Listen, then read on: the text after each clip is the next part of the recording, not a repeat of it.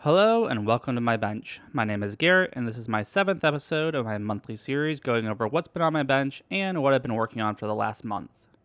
The first thing I want to talk about is this fine silver that I've been drawing down for my overlay video.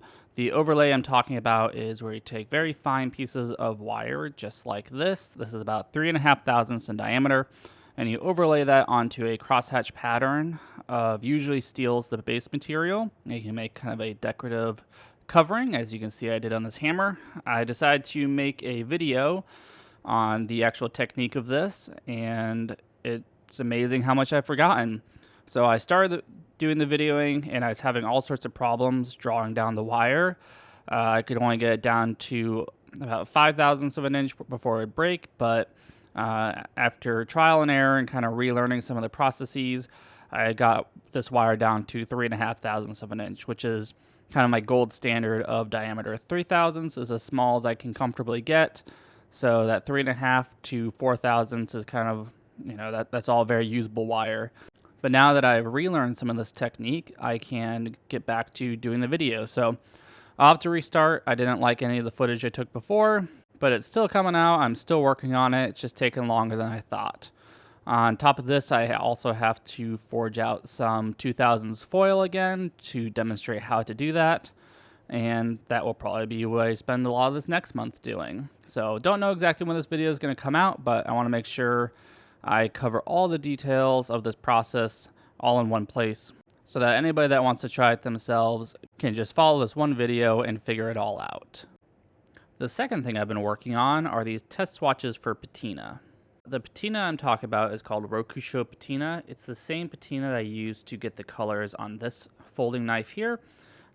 This silver is actually a copper and silver alloy, and the ship here that's black is actually a copper and gold alloy. Once you put it through the patina, the copper and silver turns to a gray, and the copper and gold turns to a black. However, with just plain copper, it's supposed to kind of be more interesting. It should start out at I believe a terracotta color going to a brown color, and then eventually way out at the 8 to 10 hour mark it's supposed to turn red. So what I have here is all these test swatches I'm going to be pulling out at different times. So I have at 30 minutes, 1 hour, 2 hour, so on all the way up to 12 hours.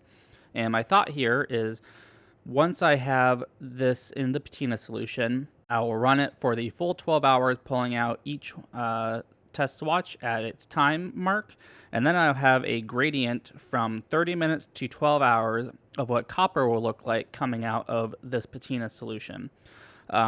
Apparently, at least shakudo, which is this material here, is supposed to not be affected being in there for that long. I believe shibuichi also shouldn't be affected.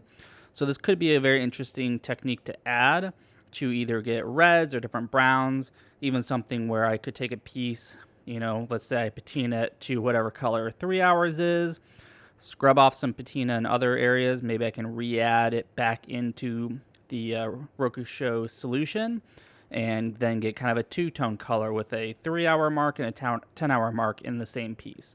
It's kind of my idea.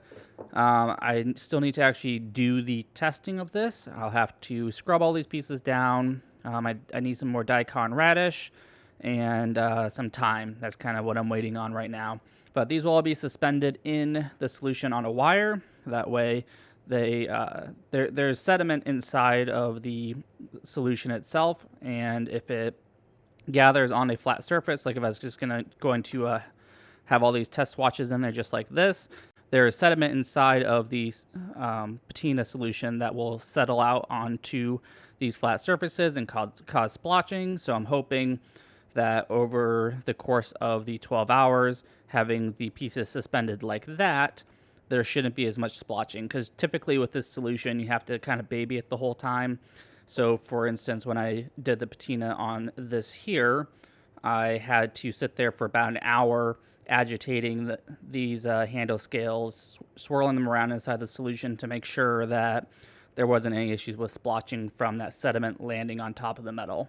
So very excited to see how this turns out, and should be kind of another good tool in the toolbox. Thank you once again for spending a little bit of time just listening to what I've been working on. I will see you again next month.